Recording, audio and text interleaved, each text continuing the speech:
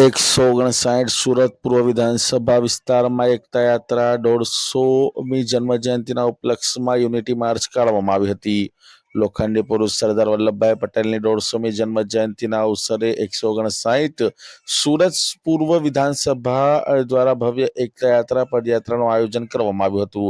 એક ભારત શ્રેષ્ઠ ભારત આત્મનિર્ભર ભારતના સંકલ્પ સાથે ભારતીય એકતાને અખંડિતતાના પથ પર ચાલવા પદયાત્રાનું ભવ્ય આયોજન કરવામાં આવ્યું હતું. આ યાત્રા સરદાર પટેલ સાહેબની પ્રતિમા, રેલવે સ્ટેશન, ભવાનીવડ, ચોકસી બજાર, ભાગળ ચાર રસ્તા, લાલગેટ, મોટા મંદિર, ચોટ પુલ, ચોક બજાર ચાર રસ્તા થી નીકળી ઐતિહાસિક કિલ્લો ચોક બજાર ખાતે સંપન્ન થઈ હતી.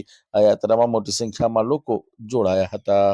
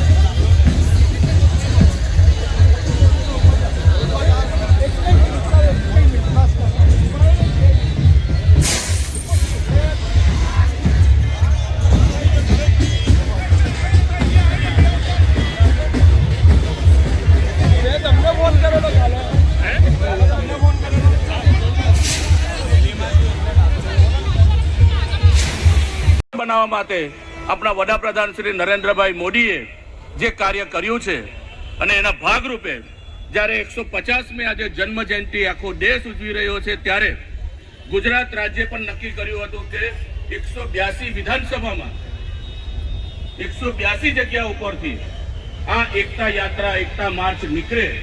એના ભાગરૂપે આજે પૂર્વ વિધાનસભામાં આજે આપની આ એકતા માર્ચ નીકળવાની છે. ત્યારે આપ સૌ આટલી મોટી સંખ્યામાં ઉપસ્થિત રહ્યા છો, આપ સૌનો હું ખૂબ ખૂબ આભાર માનું છું, આપને બિરદાવું છું.